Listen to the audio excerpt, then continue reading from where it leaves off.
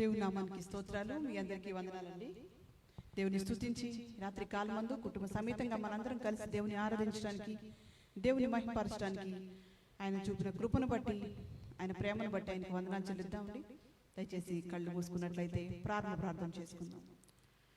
పరిశుద్ధుడా పరమ తండ్రి, ఘనమైన రాజా, మీ ఘనమైన ఉన్నతమైన మహోన్నతమైన నామానికి వందనాలైన స్తోత్రాలు. రాజులకు రాజు, ప్రభువులకు ప్రభు, దేవతలకి దేవుడు, అన్ని నామముల కంటే పైనామం ధరించిన ఘనమైన మహారాజు, మీరు మాకు దేవుడుగా, ప్రభువుగా, రక్షకుడుగా ఉన్న విధానాన్ని బట్టి స్తోత్రాలు.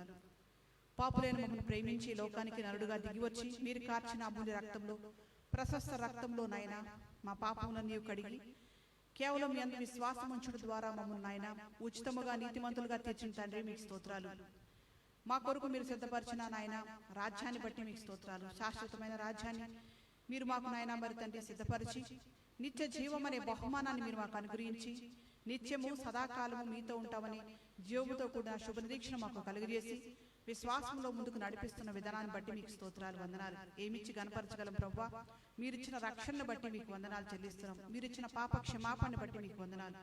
మా అపరాధములు తూర్పుకి పడమరు ఎంత దూరము అంత దూరపరిచి మరెన్నడూ జ్ఞాపకం చేసుకున్న సెలవిచ్చిన తండ్రి, మీ ఘనమైన నామానికి వందనాలు చెల్లిస్తూ స్తోత్రాలు చెల్లిస్తూ ఈ రాత్రి కాలం ముందు నాయన ఈ విధంగా మిమ్మల్ని స్తుతించి ఆరాధించడానికి నాయన నీ బిడ్డలైన వారితో ఆయన ప్రతిరోజు కూడా నాయన మీ సన్నిధిని అనుభవించడానికి, మీ సన్నిధిలో మిమ్మల్ని మహింపరచడానికి, మీ శ్రేష్టమైన మాటలు వినడానికి మీరు దయచేసిన ఈ యొక్క తండ్రి నాయన శ్రేష్టమైన సమయాన్ని బట్టి మీకు వందనాలు చెల్లిస్తున్నాను.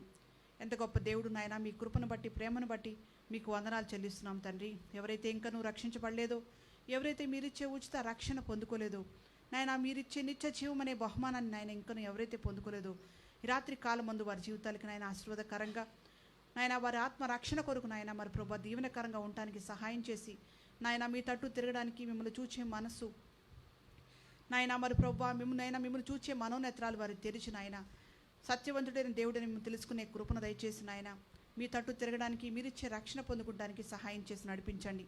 ప్రతి ఒక్క బిడ్డ కుటుంబాన్ని మీరు పేరు వరుసను దీవించండి. ఇంకా కుటుంబంలో రక్షించబడలేని బిడ్డలు ఎవరైనా ఉంటే నాయన మరి ప్రభా బిడ్డలందరినీ కూడా నాయన మీ రక్షణలోకి నడిపించండి. దేవా మీకు స్తోత్రాలు.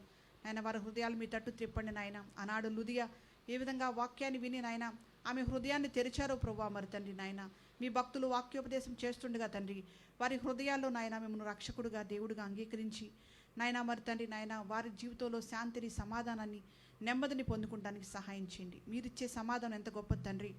సమస్త జ్ఞానమునకు మంచిన దేవుని సమాధానము నాయన మరి ప్రభా ప్రతి బిడ్డపై అనుగ్రహించి నాయన మీ దేవులతో నింపండి. అనారోగ్యాలు మీరు ముట్టి స్వస్థపరచండి నాయన మరి ప్రభా. ఆర్థికపరమైన ఇబ్బందులతో బాధపడుతున్న బిడ్డలకి మీరే కృపదయ చేసి నాయన వారి పనుల భారం మీ మీద వేసి నాయన మరి ప్రభా మీ మీద విశ్వాసంతో ముందుకు నడిచి గొప్ప విజయాలు చూడటానికి నాయన మీ కృపదయ ఇచ్చండి. మీ వాక్య గ్రంథం సెలవిస్తుంది, ఆవగించేంత విశ్వాసం ఉంటే కొండ వెళ్ళిపోయి సముద్రంలో పడిపోతుందని. నాయన మరి మా శ్రమ ఎంత పెద్దగా ఉన్నప్పటికీ నాయన మాలో విశ్వాసం ఉంటే నాయన మీరు సమస్తము సాధ్యం చేసే దేవుడు నాయన మీకు వందనాలు. మీ కృప దయచేసి రాత్రి కాలం ముందు జరగబో ఆరాధన అంతట్లో నాయన కుటుంబ ఆరాధనలో మీరు తోడయండి. పాటల ద్వారా మీరు మహిమ పొందండి. మీ మాటలు మాకు అనుగ్రహించండి నాయన మరి సమస్తం మీ మహిమార్థం జరిగించుకోమని యేసు నామములో వేడుకొంచున్నాను తండ్రి, ఆమేన్.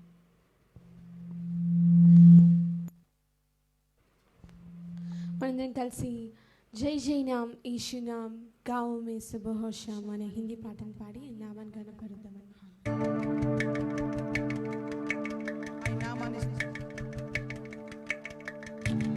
గొప్ప దేవుడే जय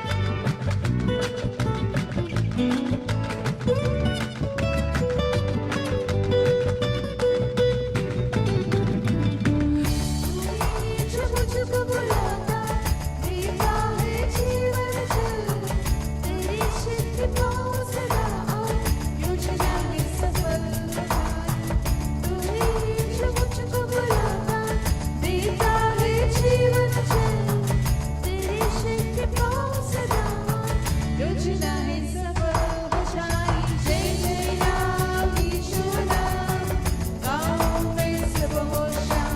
जय जय राम यीशु नाम, गाँव में सब होशियार।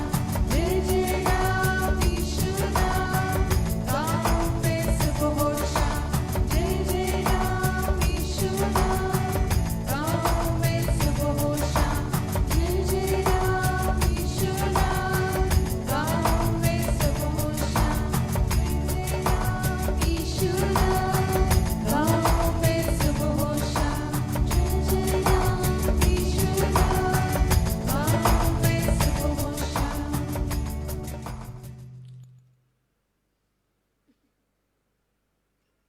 మరొక పాట పాడి దేవుని స్తుతించి, నీ కృప లేని క్షణము, నీ దయ లేని క్షణము నేను ఊహించలేను యేసయ్యా.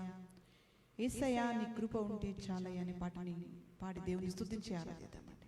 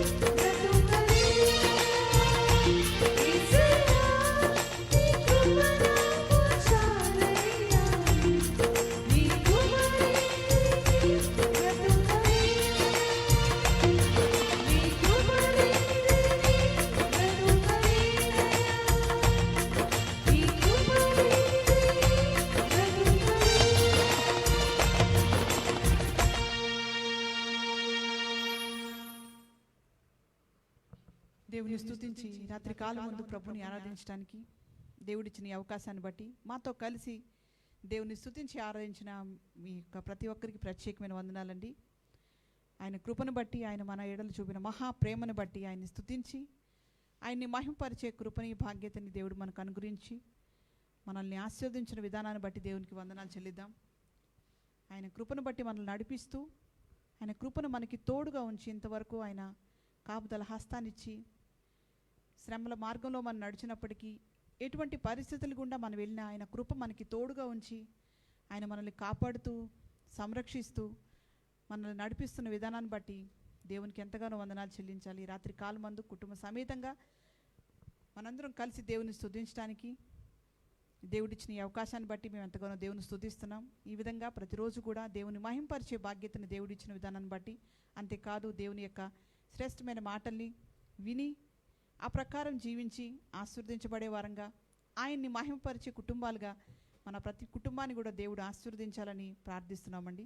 రాత్రి కాలమందు మరొక శ్రేష్టమైన వర్తమానాన్ని మనం విందాం. మీరందరూ సిద్ధంగా ఉన్నారు నమ్ముచున్నాం. ఈ యొక్క సమయాన్ని దైవజనులకు ఇద్దాం. Praise lord.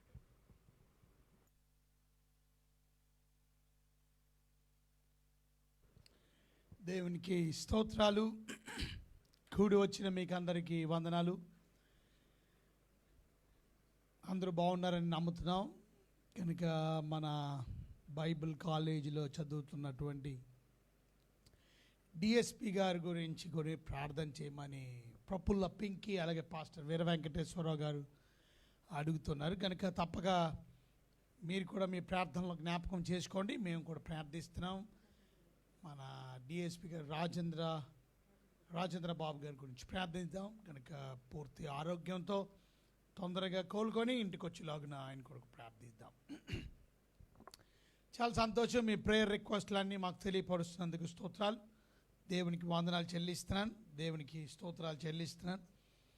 జుంటి తేనె దారుల కన్నా మధురమైనటువంటి దేవుని వాక్యాన్ని ప్రతిరోజు ఈ విధంగా లైవ్ ద్వారా మీరు మీ కుటుంబ సమేతంగా వింటున్నందుకు ప్రత్యేకమైన వందనాలు.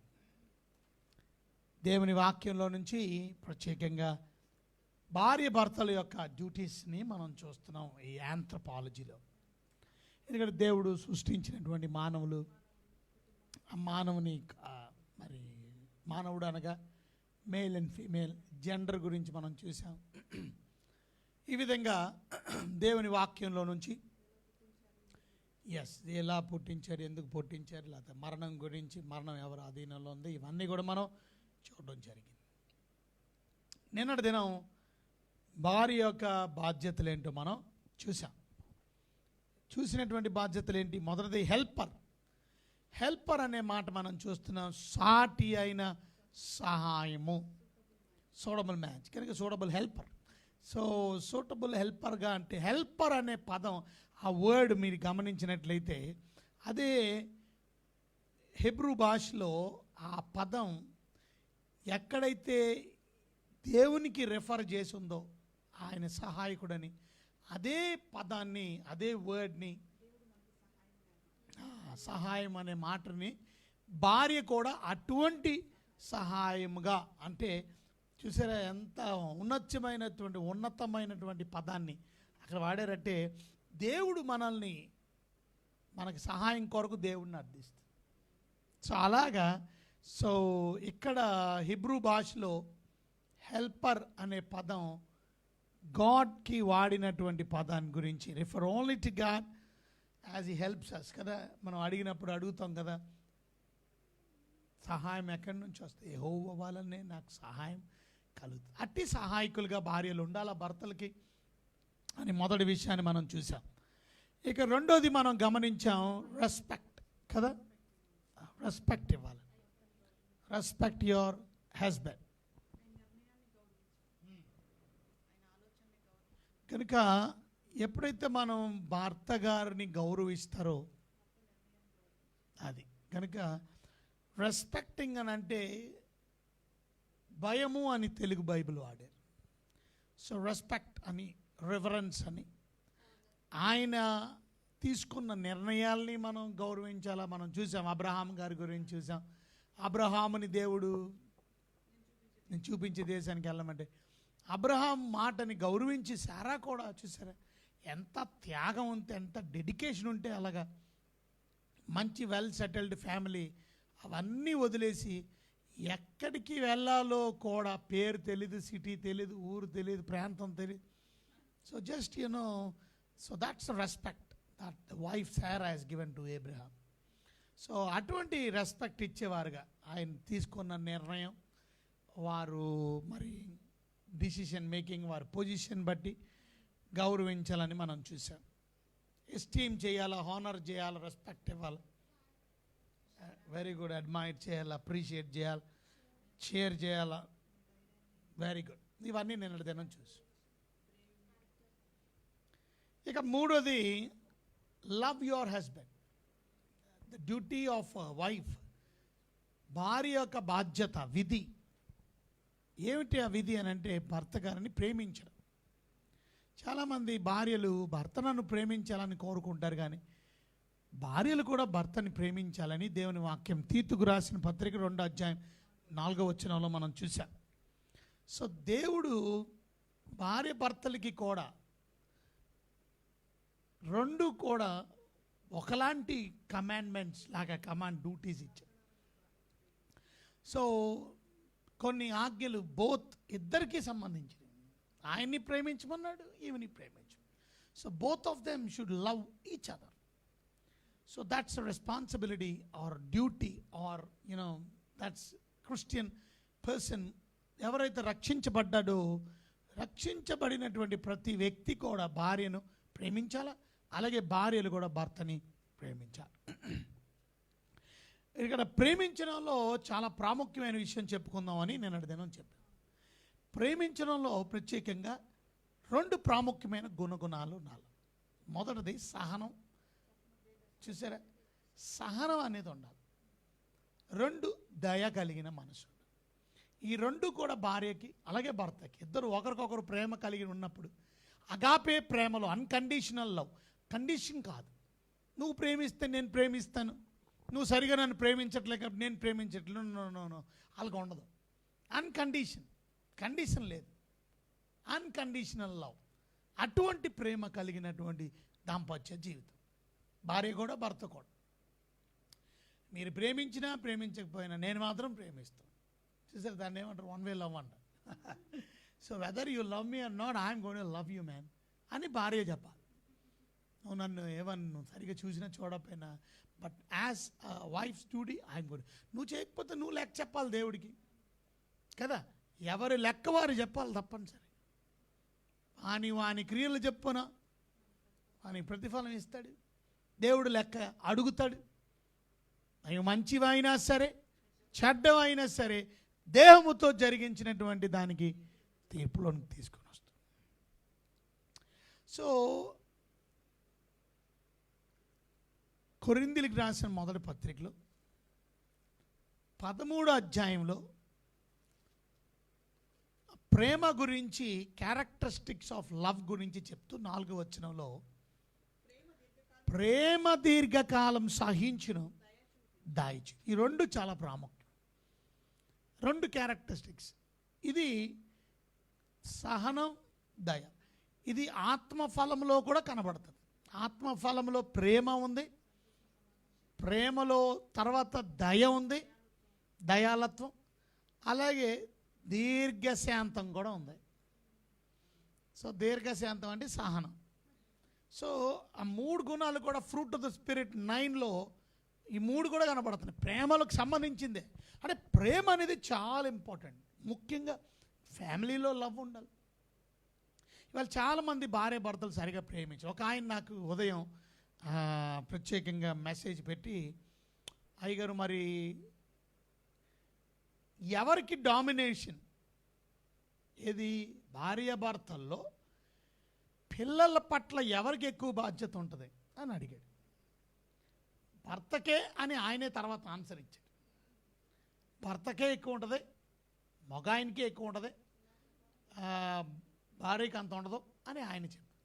కానీ మీ సలహా ఏంటని అడిగి నేను అన్నాను, ఇద్దరికీ బాధ్యత ఉంటుంది అన్నాను. రెస్పాన్సిబిలిటీ ఇద్దరికీ ఉంటుంది, ఒక ఆయనకే కాదు. మరి ఆయన బైబిల్లో మొగాయిల్ పేర్లే రాశారు కదా. బైబిల్లో ఎప్పుడు మొగాయిల్ పేర్లే రాశారు, ఎక్కువ ఆడవారి పేరు రాయలే. దాని అర్థం బాధ్యత ఆడవాళ్ళకి లేదని కాదు. రేపు పేరెంట్స్గా డ్యూటీస్ ఏంటో చూద్దాం. లేకపోతే పేరెంట్స్ చిల్డ్రన్స్ పట్ల ఉండవలసిన బాధ్యతలు ఏంటి, వారి డ్యూటీస్ ఏంటి. సో దాని అర్థం ఏంటంటే భర్తగా బాధ్యతలు చూసాం, భార్యగా బాధ్యతలు చూసాం, ఇద్దరు కలిపి పిల్లల పట్ల ఉండవలసిన బాధ్యతలు ఏంటి. సో రెస్పాన్సిబిలిటీస్ చాలా ఇంపార్టెంట్. సో నేను చెప్పాను ఇలాగని తప్పక ఇద్దరు గృహ నిర్వాహకులు అనగా మేనేజర్స్ లాంటి వాళ్ళు, వారు మీ పిల్లలు కాదు, దేవుడు మీకు ఇచ్చిన పిల్లలు. సో ఎవరి పిల్లలు అంటే ముఖ్యంగా దేవుడి పిల్లలు. మిమ్మల్ని నన్ను గృహ నిర్వాహకులు అంటే మేనేజర్స్గా, స్టీవర్డ్స్గా మనల్ని అప్పచెప్పాడు. కనుక ఆయన పిల్లల్ని మనం జాగ్రత్తగా చూచి క్రమ మార్గంలో పెంచవలసినటువంటి బాధ్యత మన మీద ఉంది, దేవుడు ఇచ్చినటువంటి పిల్లలు. అయితే ఆయన తర్వాత మళ్ళీ రాస్తూ ఆయన ఏమన్నారంటే, ఒకవేళ మేము విడిపోయాము, అది ప్రాబ్లం. అసలు ప్రాబ్లం ఏంటంటే వాళ్ళు విడిపోయారు. విడిపోయిన తర్వాత ఇప్పుడు పిల్లలు నా దగ్గర ఉండాలని ఆయన కోరుకుంటున్నాడు, అమ్మేమో నా దగ్గర ఉండాలని కోరుకుంటుంది. ఆయన చెప్పేది ఏంటంటే వాళ్ళమ్మ మారలేదు కనుక ఆమె దగ్గర ఉంటే ఏంటి ఉపయోగం, దుష్టుల సహవాసం మంచి నడవడిని చెరిపేస్తుంది. కాబట్టి మా ఆవిడ దగ్గర నా పిల్లడు ఉంటే, లేక నా పిల్ల ఉంటే, నాకు బిడ్డలు ఉంటే చెరిగిపోతారు, వారు పాడైపోతారు. దీని గురించి భార్య భర్తలు బాధ్యతలు ఏంటో మనం రేపు చూద్దాం. ముఖ్యంగా అది మనం చెప్పేది కాదు, ఎందుకంటే చట్ట ప్రకారంగా ఎవరికి ఇచ్చారో వారి రెస్పాన్సిబిలిటీస్ వాళ్ళు చేయాలి. తప్పనిసరిగా ఒకవేళ అమ్మ దగ్గరికి ఇచ్చినప్పటికీ నాన్న వదిలేయమని కాదు అక్కడ అర్థం. తప్పనిసరిగా నాన్నగారు వారానికి ఒకసారో లేకపోతే వారానికి 2 సార్లు వెళ్ళి మీ బిడ్డ యొక్క అవసరతలో చూసుకోవాల్సిన బాధ్యత మీ మీద ఉంది. ఒకవేళ మీకు ఇచ్చారు పిల్లల్ని అంటే, మీకు భార్యగా ఉన్నటువంటి ఆమె విడాకులు ఇచ్చినప్పటికీ కూతురు కొడుకు కాబట్టి మీకు ఇద్దరికి వారిని చూడడానికి వారి బాధ్యతలు, వారి అవసరాలు తీర్చవలసిన అవసరం. అమెరికాలో ఎక్కువ, కెనడాలో, ప్రపంచ దేశాల్లో ఇలా జరుగుతుంటుంది ఎక్కువ. సో తప్పనిసరిగా వారి పిల్లల్ని వారు బాధ్యతగా ఇద్దరు రెస్పాన్సిబిలిటీస్ చూడాలి. So loving your husband is very important. ఇక లవ్లోని ప్రత్యేకంగా సహనం ఉండాలా, కొంచెం ఓర్పు ఉండాలా, ఓపిక ఉండాలా, చిన్నదానికి పెద్దదానికి కంగారు పడకూడదు, ఓర్మి ఉండాలా, సహనం ఉండాలా. రెండోది దయ కలిగిన మనసు. సో దయ కలిగిన ఇది లవ్. ఇంకా మనం చూస్తే ఇదే ప్రేమ కలిగి ఉంటే ఇంకొక డ్యూటీ కూడా చెప్పొచ్చు, కానీ ఫర్గివ్నెస్ ఈజ్ వెరీ ఇంపార్టెంట్. క్షమించుకోవడం రాసుకోవచ్చు డ్యూటీ కూడా. సో రెస్పాన్సిబిలిటీ లవ్లోనే ఇది కలపొచ్చు, లేకపోతే వేరేగానే రాసుకోవచ్చు. భార్య యొక్క బాధ్యత ఏంటంటే, డ్యూటీ ఏంటంటే ఫర్గివింగ్ నేచర్ ఉండాలి. చిన్నదాన్ని పెద్దదిగా భూతద్దంగా చూసి నేను క్షమించను అని చిన్న విషయాలు కూడా క్షమించకపోవడం వలన అది పెద్దవి అయి కుటుంబాల్లో చాలా ఘర్షణ, గొడవలు, సమస్యలు, ఇబ్బందులు వచ్చే ప్రమాదం. So it's better to forgive. అపకారాన్ని మనసులో ఉంచుకోదు ప్రేమ. ప్రేమ నో రికార్డ్స్ మెయింటైన్ చేయదు. సో ప్రేమ అనేది చాలా ఇంపార్టెంట్. అపకారాన్ని మనసులో ఉంచుకోదు కనుక ఆ రోజుతో మర్చిపోవాలి, ఇక మరలా గుర్తుంచుకోకూడదు. సరే పొరపాటు నిన్ను కొట్టేశాడు అనుకోండి, అది గుర్తుంచుకుంటే అది పెద్దదైపోతుంది. అది కొట్టకూడదు భార్యని. ఒకవేళ కొట్టాడు అని అంటే క్షమించే మనస్తత్వం కూడా ఉండాలి. సో భర్తలారా మీ భార్యలను ప్రేమించండి. ఇందాక చెప్పాను కదా నిన్నటి దినం, వీక్ వెసల్స్, బలహీనమైన ఘట్టమని ఇంకా ఎక్కువ సన్మానించాలి, గౌరవించాలి, చక్కగా హ్యాండిల్ చేయాలి. భార్యలు ఎలాగుండాలో భర్తల్ని ప్రేమించేవారుగా ఉండాలి. సో తప్పనిసరిగా మీరు అన్ని విషయాల్లో ప్రేమించేవారుగా ఉండాలి.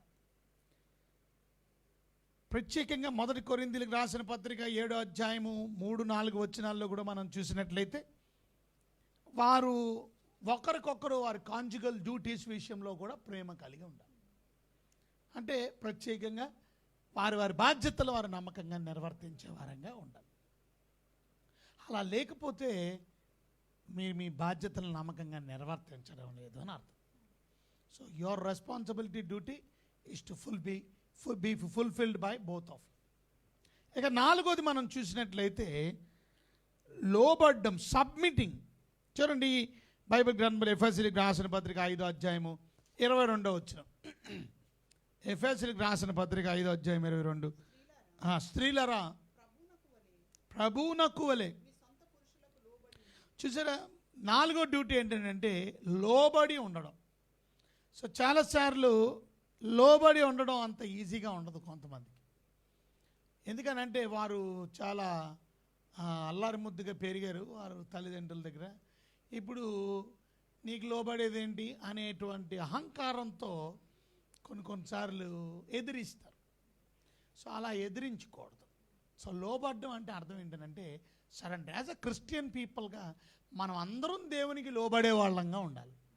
దేవునికి మీరు లోబడండి ఈవులను పొందగా అనేటువంటి ఆశీర్వాదాలు పొందడానికి తప్పక దేవునికి లోబడాలని యాకోబు పత్రిక 4వ అధ్యాయం 7వ వచనంలో కూడా చూస్తాం. దేవునికి లోబడండి, అపవాదిని ఎదిరించండి అనే మాట యాకోబు పత్రికలో 4వ అధ్యాయం 7వ వచనం. As a Christian people everyone, ప్రతి ఒక్కరు కూడా మగవాళ్ళైనా ఆడవాళ్ళైనా దేవునికి మనం లోబడతాం.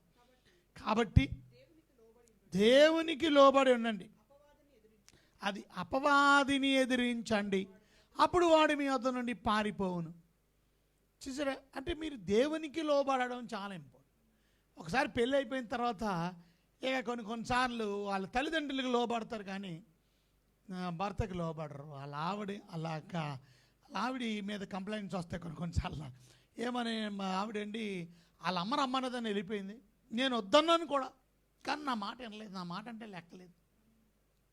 అలా కాదు, ఒప్పించి వెళ్ళడం తప్పులేదు కానీ ఈయన మాట ఖాతరు లేకుండా ఏంటి నువ్వు చెప్పేది, నువ్వు వెళ్ళొద్దంటే మానేస్తానా, అటు మా అమ్మ రమ్మనింది, మా అమ్మ రమ్మనింతే నేను రాకుండా ఉంటానా ఏంటి, అమ్మ ఇంపార్టెంట్, మా daddy important. No no no no no no now you got married.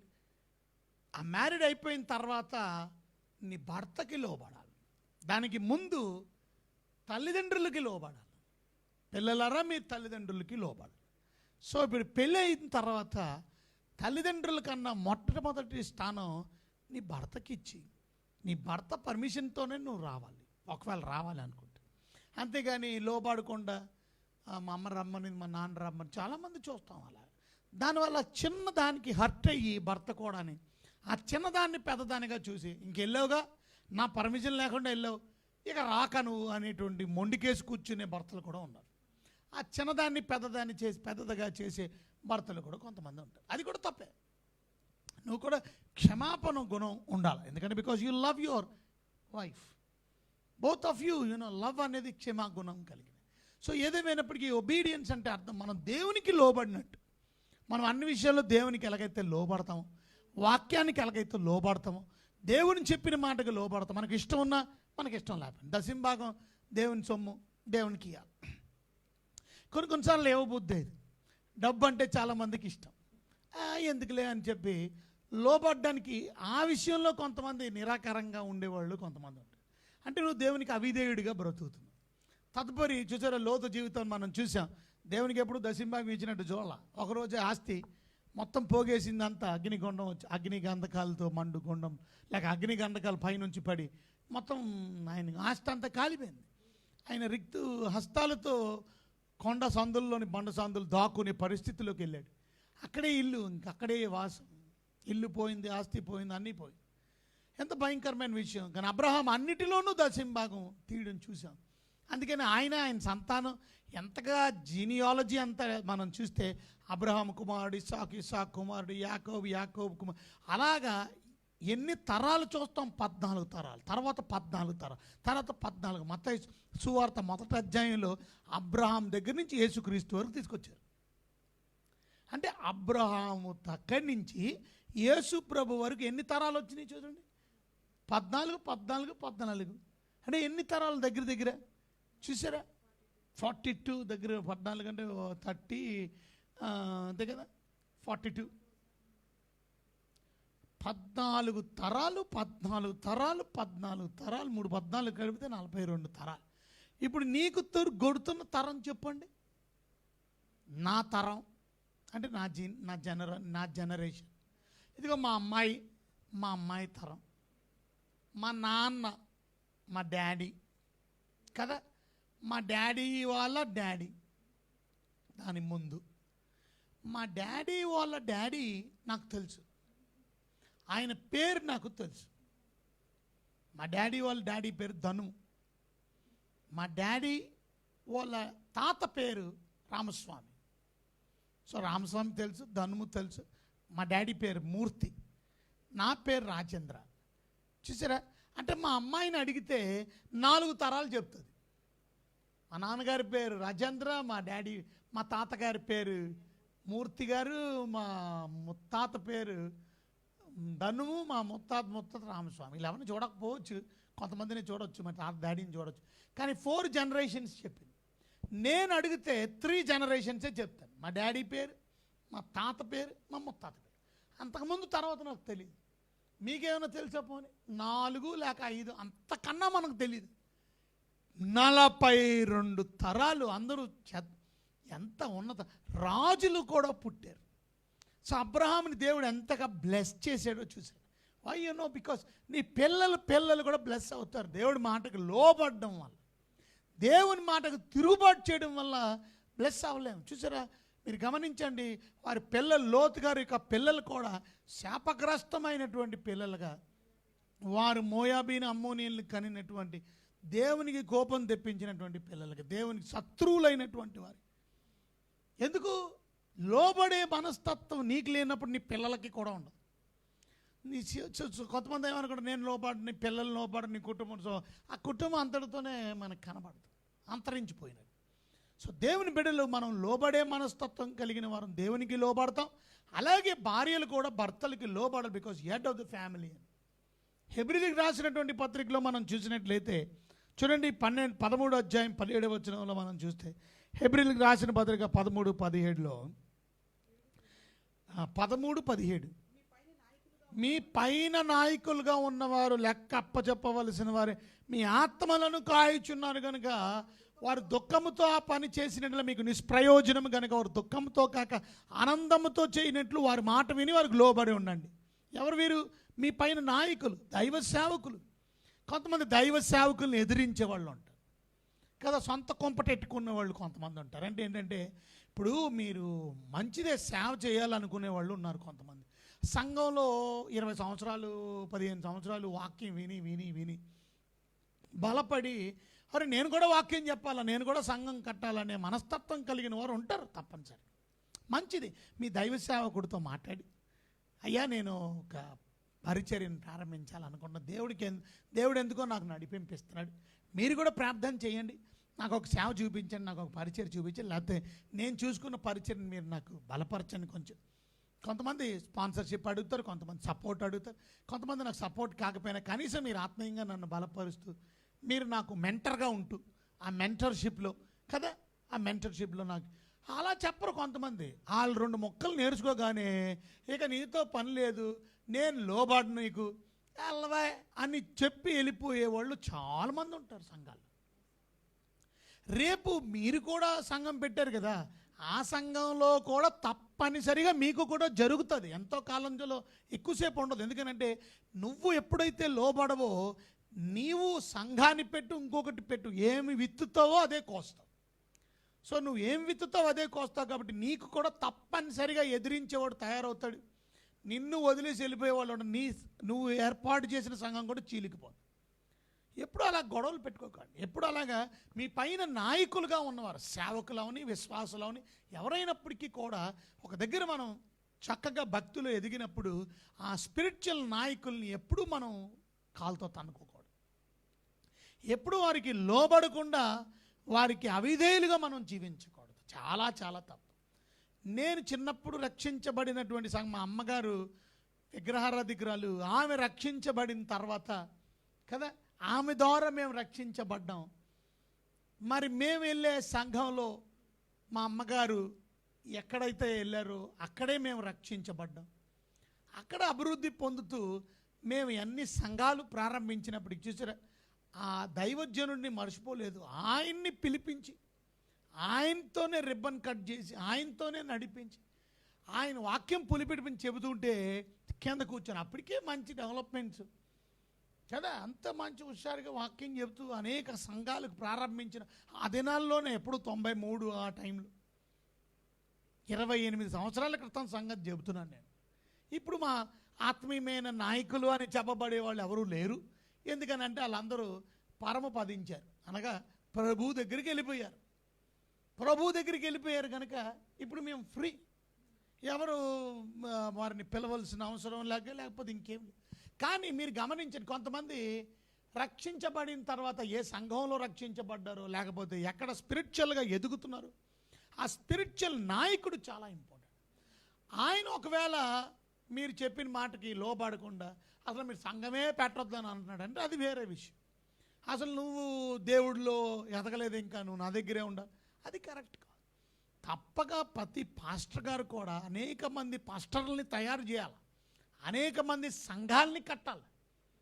చూసారా, ఇవాళ మేము దగ్గర దగ్గర 350 మంది సేవకులు బయటికి వెళ్ళారు. రేపు 80 మంది బైబిల్ కాలేజ్ ద్వారా బయటికి వెళ్తున్నారు. ఇక్కడికి వచ్చి తర్పీది నేర్చుకుంటున్నారు, వాక్యంలో ఎదుగుతున్నారు. గొప్ప సేవ చేయడానికి దేవుడు వారిని మంచిగా మౌల్డ్ చేసి తర్పీదిచ్చి వారిని బయటికి పంపిస్తే ఎంత అద్భుతమైన సేవ చేస్తారు, ఎంత లోతైనటువంటి మర్మాలతో కూడిన వాక్యాలు చేస్తారు. సో ఎందుకు ఈ మాట చెప్తున్నానంటే, భార్యలు భర్తకు లోబడినట్లుగా మనం అందరం కూడా దేవునికి లోబడాలి. మగవాళ్ళైనా, ఆడవాళ్ళని, పెద్దవాళ్ళని, చిన్నవాళ్ళు, పాస్టర్లైన ఎవరైనప్పటికీ we have to be obedient to God, surrendering to God. అలాగే విశ్వాసులైనటువంటి వారు కూడా తప్పక దైవజనుడు మీ పైన నాయకుడుగా ఉన్న వారికి మీరు లోబడాలని వాక్యం సెలవిస్తుంది. మోషే మీద తిరుగుబాటు చేసినటువంటి వారు అబీరాము, కోరాహు, దోతాను, ఓనోను అనేటువంటి వారు ఏమయ్యారో మీకు తెలుసు. భూమిని నెరవేర్చి భూగర్భంలో గడిచిపోయారు. ఎందుకని? వాళ్ళేం తక్కువ వాళ్ళు కాదు. మీరు అబీరామ్ కానీ, కోరాహ్ కానీ, దోతాన్ కానీ, ఓనోన్ కానీ వీరందరూ కూడా నాయకులే, లీడర్స్. వీరు కూడా లేవి వంశానికి సంబంధించినటువంటి వారే.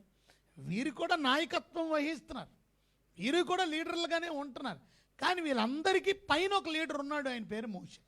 అందుకని వీళ్ళు ఏమన్నారంటే, మాకు లేని ఘనత నీకు వచ్చేస్తుంది, మీరు పెద్ద లీడరు, మేమేం లీడర్లమే కానీ ఎందుకు లీడర్లం ఉపయోగం లేదు అని వాళ్ళకి కొంచెం జలసి వచ్చి, నీకేనా నమస్కారం చేయాలా, నీకేనా గౌరవించాలా, ఏంటి నీ మాట వినేది, మేము లేవీలమే, మేము నాయకులమే, మేము కూడా పరిశుద్ధులమే, మాకేంటి తక్కువ నీకేంటి ఎక్కువ అని తిరగబడ్డారు.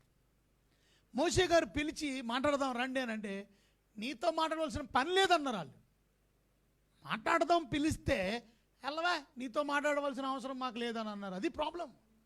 మేము రావు అని సమాధానం చెప్పారు. మీరు చూడండి, కావాలండి బైబిల్ గ్రంథంలో సంఖ్యాకాండంలో మీరు చూడండి, 14వ అధ్యాయం 13, 16 వచ్చిన, ఇప్పుడు అవసరం లేదు, టైం లేదు.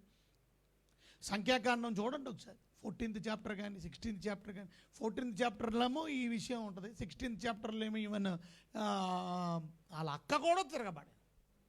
సో ఏదేమైనప్పటికీ తిరుగుబాటు స్వభావం అనేది మంచిది కాదు. లోబడలేనప్పుడు వచ్చేది ఏంటంటే తిరుగుబాటే, దాని అర్థం రిబెలియన్. భార్య భర్తకు లోబడవలసినటువంటి పరిస్థితి లేదు అని అంటే భార్య భర్త మీద తిరగబడుతుందని అర్థం. భార్య భర్తకి లోబట్లేదని అంటే అర్థం భార్య భర్త మీద తిరగబడుతుంది, రెబెలియన్. లోబడలేనప్పుడు తిరుగుబాటు అని అర్థం. తిరగబడినా తిరగబడిన, కొట్టినా కొడపైన. కొంతమంది భార్యలు కొడేస్తారు భర్తని, కొట్టినా కొట్టపోయిన. లోబడలేనప్పుడు దాని అర్థం తిరుగుబాటే. అలా తిరగబడకూడదు. బైబిల్ ఏం చెప్తుందంటే సబ్మిషన్ చాలా ఇంపార్టెంట్. క్రీస్తుకు మనం సబ్మిట్ అయినట్టు, సంఘం క్రీస్తుకు లోబడినట్టు, వాక్యానికి లోబడినట్టు, మనం అందరూ దైవజనులకు కూడా లోబడినట్టు వాక్యం చెప్పి తప్పగా భార్యలు భర్తలకి లోబడి ఉండాలని బైబిల్ చెప్తూ ఉంది. అది కూడా కొలసీలకు రాసిన పత్రిక 3వ అధ్యాయం 18వ వచనంలో మనం చూసినట్లయితే కొంతమంది లోబడతారు బలవంతంగా. భార్యలారా మీ భర్తలకు విధేయులై ఉండండి, ఇది ప్రభువుని బట్టి యుక్తమైంది. అంటే ఏంటి అర్థం? ఇది ప్రభువుని బట్టి భార్యలారా భర్తలకు లోబడి ఉండండి. అంటే లోబడి ఉండమన్నారని బలవంతంగా ఏడ్చుకుంటూ ప్రెషర్గా కదా, ఏదో బలవంతంగా లోబడకండి. నేను ఎలా లోబడాలా? సంతోషంగా లోబడాలి, జాయ్ఫుల్లీ. ఓకే, పర్లే, అది జాయ్ఫుల్లీ లోబడాలి. అంతేగాని ఏడ్చుకుంటూ లోబడడం వల్ల ఉపయోగం ఏందా? సర్లే వెళ్ళొద్దన్నావుగా మానేస్తానా? మా అమ్మ దగ్గరికి వస్తానంటేనే నీకు కోపం ఎక్కువ. మా అమ్మ దగ్గరికి వెళ్ళొద్దు అని అంటే ఎప్పుడు పంపించావేంటి? సర్లే వెళ్ళంలే, నీకు సరదాగా ఉంటుందిలే అని మళ్ళీ తిట్టి ఇంకేం లోపడ్డం. కొంతమంది వెళ్ళరు, లోపడతారు ఏ చిన్న విషయమైనా. లోపడకుండా వాళ్ళు జాయ్ఫుల్గా లోపడరు, విల్ఫుల్గా లోపడరు. And that's also very good. హార్ట్ఫుల్గా లోపడరు. ఆ మాట చాలా మంచి మాట. హార్ట్ఫుల్, హృదయపూర్వకంగా లోబడరు. హృదయంలో గిల్ట్ పెట్టుకొని, హృదయంలో సంథింగ్ పెట్టుకొని సర్లే, దాట్స్ నాట్ లవ్. లవ్ కలిగే ఉండ. చూడండి 4 విషయాలు అప్పుడే విన్నాం.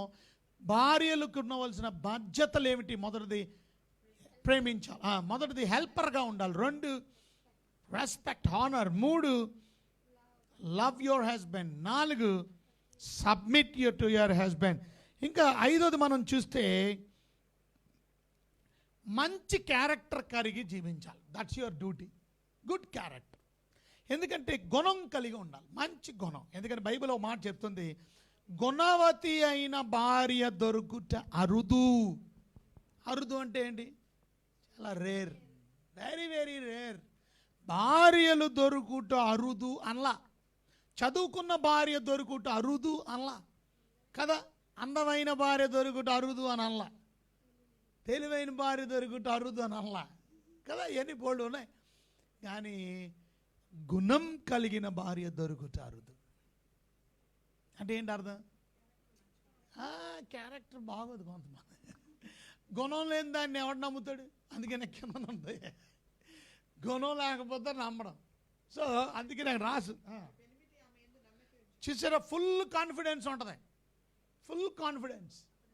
అతను లాభప్రాప్తికి అతను పూర్తి అక్కడ రాసింది ఏమండి? ఆమె పెనిమిటి ఆమె యందు నమ్మిక ఉంచును. ఒక ఆయన డ్యూటీకి వెళ్ళిపోయేటప్పుడు ఎదర తాళం వెనకాల తాళం వేసుకొని వెళ్ళిపోతాడు. ఎందుకు? అలా ఆవిడ మీద ఆయనకి నమ్మకం లేదు. చూసారా, అలా ఆవిడని ఇంట్లో పెట్టేసి తాళం వేసుకొని వెళ్ళిపోతున్నాడు. ఏమి నమ్మకం. సో కొంతమంది నమ్మరు. కొంతమంది అలా ఆవిడ ఇంకొక ఆయనతో ఎవరితోనన్నా మాట్లాడింది అనుకోండి, కొంతమంది నవ్వుతూ మాట్లాడింది అనుకోండి ఇంకొక ఆయనతోని, ఈయనకి ఇంకా చూసారా ఏంటి అంతసేపు మాట్లాడావు, ఏంటి అంతసేపు మాట్లాడాలా, అంతసేపు ఏంటి మాట్లాడుతున్నావు.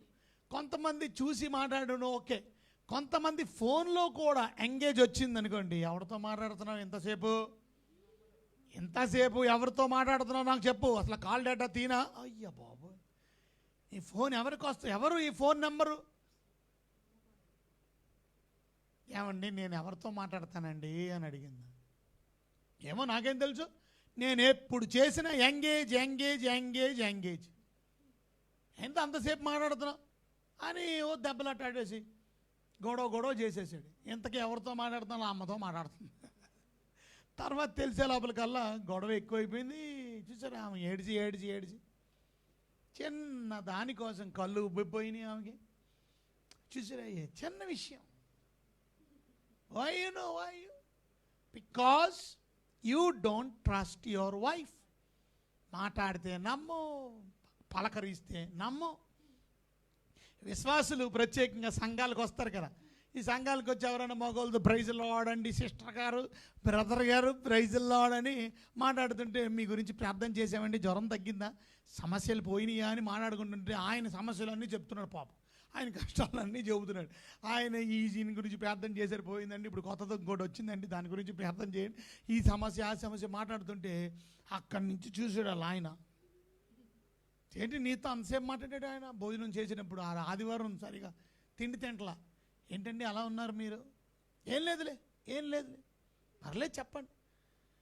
తర్వాత ఎప్పుడో రాత్రికి చెప్పాడు, నువ్వేంటి అంతసేపు ఓహో దాని గురించా మీరు తిండి తినాబే? లేదులే కాదులే బొకాయించి. You don't trust your wife because you don't have confidence, because గుణం లేదమ్మా, క్యారెక్టర్ బాగాలేకపోతుంది. సో మంచి క్యారెక్టర్ కలిగినటువంటి భార్య దొరకడం అరుదు. ఆ క్యారెక్టర్ కలిగినటువంటి భార్య గురించి, వర్చుయస్ ఉమెన్ గురించి, వర్చుయస్ వైఫ్ గురించి 31వ అధ్యాయంలో ఎంత చక్కని 10వ వచనంలో రాశారు. ఆమె ఎంత వాల్యుబుల్, విలువైంది ఆమె. చూసారు, అలాంటి విలువైంది దొరకడం ఆమె జ్యువెల్తో సమానం. అంటే ముత్యము కంటే అమూల్యమైనది. అలాంటి గుణం కలిగిన భార్యలు ముత్యముతో సమానం, ముత్యం కన్నా. అందుకని అలాంటి వాళ్ళు దొరకడం రేర్. చూసారా 11వ వచనంలో నమ్మదగింది ఆమె నమ్మదగింది. చూసారా ఆమెను నమ్మొచ్చు. ఆమెను ఎంత నమ్మొచ్చు అని అంటే, నీకెప్పుడు కూడా అప్పు తేదామా, నీ లాభప్రాప్తికి వెలితి కలగదు అంటే ఆమె ద్వారా నీకు నష్టం రాదు, ఆమె ద్వారా నీకు లాభమే వస్తుంది తప్ప నష్టం. కొంతమంది భార్యలు అక్కడ అప్పు చేసి ఇక్కడ అప్పు చేసి ఈ కొని ఈ కొని మొత్తం నాశనం చేసేస్తారు, కుటుంబం అంతా సర్వనాశనం చేసేస్తారు. ఉన్నారు అలాంటి వాళ్ళు. అది అవసరం లేనిది కూడా కొనుక్కొని అవన్నీ పెట్టుకొని, బడ్జెట్ ఏమో తక్కువ, దానికేమో అప్పు చేసి క్రెడిట్ కార్డు కొట్టేసి కదా. ఈ క్రెడిట్ కార్డు అంటే మళ్ళీ కట్టలేకపోతే మళ్ళీ దానికి చక్రవడ్డీ పడిపోద్ది కదా పాపం. వాళ్ళు కట్టలేరు, అదేమో పెరిగిపోయి పెద్ద. చూసారా లాభప్రాప్తికి వెలితి కలదు అంటే అప్పు తీసుకురాదు, నమ్ముతాడు ఆయన. అందుకనే కార్డు కూడా ఇచ్చేస్తాడు అవసరం అయితే. కనుక ట్రస్ట్ ఈజ్ వెరీ ఇంపార్టెంట్. ఇంకా 12వ వచనంలో మంచి స్త్రీ, ఆమె బ్రతుకు దినాలని మంచే చేస్తాడు, మేలు చేస్తాడు, మంచి స్త్రీ. ఇంకా 13వ వచనంలో కష్టజీవి, ఆమె గుణవతైన భార్య, కష్టజీవి. ఇంకా 14వ వచనంలో మనం చూస్తే వివేకం కలిగిన స్త్రీ, వైస్ స్త్రీ. చూసారా 15వ వచనంలో చూస్తే శ్రద్ధ కలిగినటువంటి ఆమె, 16వ వచనంలో చూస్తే వ్యాపారవేత్త ఆమె, 17వ వచనంలో చూస్తే బలమైంది ఆమె. చూసారా 18వ వచనంలో ఆమెకి చాలా జాగ్రత్త, 19వ వచనంలో నైపుణ్యం కలిగిన స్త్రీ, 20వ వచనంలో ఆమె కరుణ కలిగినటువంటి ఆమె, స్వచ్ఛందంగా ఇచ్చే ఆమె, మర్సిఫుల్, హెల్పింగ్ ద పోర్, పేదవారికి సహాయం చేసేది ఆమె, చెయ్య చాపేది. చూసారా 21వ వచనం నిర్భయంగా ఉండేది ఆమె. చూసారా 22వ వచనం ఆమె చక్కగా ఆమె బట్టలు కానీ ఆమె సొగసు, ఆమె యొక్క ప్రత్యేకంగా ఏమంటారు క్లోతింగ్ చాలా ఇంపార్టెంట్. ఆమె యొక్క డ్రెస్సింగ్ కానీ, ఆమె వాళ్ళ బిడ్డల గురించి కానీ, వాళ్ళ భర్త గురించి కానీ. 23వ వచనంలో ఆమె ప్రశంసించబడేది, ఈ భార్యను ప్రశంసిస్తుంది. 24వ వచనంలో సంపన్న చూసారా స్థితిలోకి తీసుకురాగలిగేది. 25వ వచనంలో డిగ్నిఫైడ్ ఉమెన్, గౌరవప్రదమైనటువంటి స్త్రీ. 25లోని మనం చూస్తే నిజాయితీ పరురాలు. ఇన్ని క్యారెక్టరిస్టిక్స్ ఉన్నాయి. చూసారా మీరు జాగ్రత్తగా చదివితే చూసారా ఎన్ని లక్షణాలు కనబడతాయి. గుణవతి అయినటువంటి భార్య, అట్టి గుణం కలిగినటువంటి భార్యలుగా ఉండాలని దేవుడు కోరుకుంటాడు. వర్కింగ్ హార్డ్ ఉమెన్గా ఉండాలని, వాయిస్ ఉమెన్గా ఉండాలి. ఒక మాటలో చెప్పాలంటే గాడ్ ఫీరింగ్ ఉమెన్. చివరి వచనంలో దేవుని యందు భయభక్తులు కలిగినటువంటి, అది ఆ భయభక్తులు కలిగి ఉండడం నీ బాధ్యత. దట్స్ యువర్ విధి, అది నీ డ్యూటీ. భార్యలారా భయం లేనిటువంటి, భక్తి లేనటువంటి ఆడవాళ్ళు, ముఖ్యంగా సంఘాల్లో, విశ్వాసుల్లో, కుటుంబాల్లో భయభక్తులు లేనప్పుడు పిల్లలకు భయభక్తులు ఉండదు, భర్త చూసారా రెస్పాన్సిబిలిటీ. చాలా భయభక్తులు కలిగిన స్త్రీ, అలాంటి స్త్రీ కొని ఆడబడుతుంది. అట్టి కృప దేవుడు మీకు అందరికీ అనుగ్రహించి, దేవుడు భార్యలకు ఉండవలసినటువంటి బాధ్యతలు, భర్తలకు ఉండవలసిన బాధ్యతలు వాక్యానుసారంగా ఈ యొక్క ఆంథ్రపాలజీ సబ్జెక్టులు మీరు అలా జీవించాలని దేవుడు కోరుకున్నాడు. కృప మీకు అందరికీ ప్రభు అనుగ్రహించుతూనే ఉండి కాపాడును గాక. God bless you.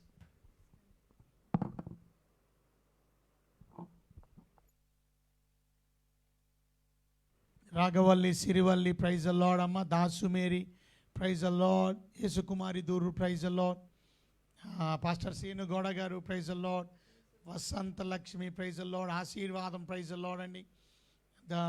యేసుకుమారి దూరు, అలాగే Grace George garu, praise the lord.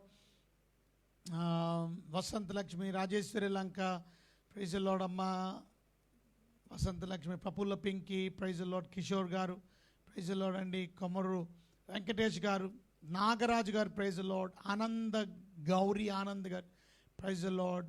Jesudas గారు, pastor Shyampaul Pongati garu, praise the Lord. Satish GNV garu, praise the Lord. Henry garu, praise the Lord. And Ravi Kumar Lanka garu, praise the Lord. Venkata Krishnarao garu, Satish Kalla, praise the Lord. Janu Goudu, praise the Lord అండి. Narasimharao garu, my son must I have fever please pray. Okay, మీకు తగ్గిపోయిందా నరసింహరావు గారు? మీ అబ్బాయి గురించి ప్రార్థిస్తాం. అలాగే David Srinivas praise Lord అండి, Satish Kalla praise Lord, Pethani John praise Lord, David Srinivas praise Lord, Golmer Nandeti praise Lord, Bhavani praise Lord అండి, Elisha pastor garu praise Lord, Praphulla Pinky praise Lord, pastor Govada Veera Venkateswara garu praise Lord, DSP గారి గురించి తప్పక ప్రార్థిస్తామండి.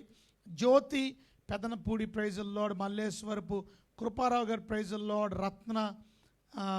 రాజా రత్న దయాకర్ గారు ప్రైజ్ లార్డ్ అండి, Satyanarayana garu praise Lord, Sreenu Ponugunta praise Lord అండి, M Chandramohan గారు praise Lord, Lucky praise Lord అండి, Velgula Krupa Paul garu praise Lord, Ravi praise Lord, CH Ramesh praise Lord అండి, Swanni Chitrala Glory praise Lord, GMJ Prasad Rao praise Lord అండి, reverend doctor GMJ Prasad Rao garu, Nani Tabla praise Lord అండి, Solomon Raju Katta praise Lord, Avinash praise Lord, Devaraju praise Lord అండి, SS music institute praise Lord, SS Taal music institute praise Lord అండి, Lawrence Paul నక్క గారు praise Lord, Vijay Nayak garu, John Wesley garu, John Prasad Rao garu, Pratibha Bochu garu, Pinky Varun praise Lord everyone, James K garu, John Prasad Rao గారు, కువాడ ఈశ్వర్రావు గారు, గొల్లపల్లి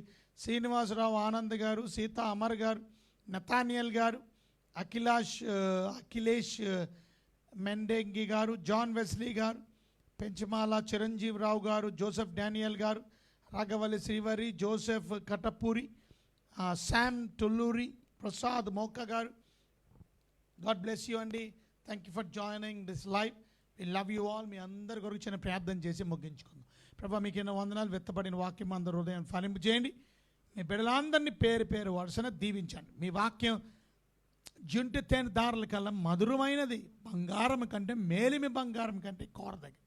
అలాంటి వాక్యాన్ని పెడచెవి పెట్టకుండా వాక్యానుసారంగా వినినటువంటి బిడ్డలను దీవించి, ఎలా ఉండాలో వాక్యానుసారంగా భార్యలు ఉండవలసిన బాధ్యతలు, భర్తలకు ఉండవలసిన బాధ్యతలు, రెస్పాన్సిబిలిటీ డ్యూటీలు నమ్మకంగా నిర్వర్తించేవారుగా సిద్ధపరిచి, ఆ విధంగా మేము జీవించి మీకు ఇష్టమైన బిడ్డలుగా కుటుంబాలు ఆప్యాయంగా అనురాగంగా సంతోషంగా కట్టుకోవడానికి. అనారోగ్యంతో బాధపడ నరసింహరావు గారు అబ్బాయిని కూడా ముట్టి స్వస్థపరచండి. డిఎస్పీ గారి గురించి ప్రత్యేక ప్రార్థన చేసిన బైబిల్ కాల్ చేద్దాం. రాజేంద్ర బాబు గారి కోసం ప్రార్థన చేస్తాం. మీ దాసుని తప్పనిగా ముట్టి తత్క్షణమే పరిపూర్ణమైన స్వస్థతను ఆరోగ్య హాస్పిటల్ త్వరగా డిశ్చార్జ్ చేసి ఆయనకున్న ప్రతి వీక్నెస్ ప్రతి ప్రాబ్లం నుంచి విడిపించమని ప్రార్థిస్తున్నాం. ఫైనాన్షియల్ స్ట్రగుల్స్లో ఉన్న వారందరినీ విడిపించండి. పెళ్లి కావాల్సిన బిడ్డలు కూడా వివాహ విషయాల్లో సాయం చేయండి ఆయన. వివాహమై పెళ్ళిళ్ళ కొరకు ఎదురు చూస్తున్న బిడ్డల కొరకు సాయం చేయండి ఆయన. వ్యాపారం విషయంలో, ఉద్యోగాల విషయంలో, ఆర్థిక పరిస్థితుల్లో బిడ్డలకు మీరే తోడే ఉండి కాపాడి మీ రాజ్యం మీరు ఆకలి కొరకు సిద్ధపరచం. వాక్యానుసారం మేము జీవించిన కృపదాయిత్యం యేసునామములో మిక్కిలి వినంత బ్రతమలాడి శోధించి ప్రార్థించి అడిగి వినయంతో వేడుకుంటున్నాను మా తండ్రి, ఆమేన్. మన ప్రభువైన యేసుక్రీస్తు వారి కృప, తండ్రి దేవుని ప్రేమ, పరిశుద్ధ ఆత్మిక అన్యోన్యమైన సహవాసం నిత్యము సదాకాలం సరే మన అందరికీ తోడై కాపాడును గాక. ఆమేన్, ఆమేన్. చాలా సంతోషం. రేపు రాత్రి మళ్ళీ 9:30కి కలుసుకుందాం. అంతవరకు సెలవు. లైవ్ని షేర్ చేయడం మర్చిపోకండి. Have a good night sleep. God bless you all.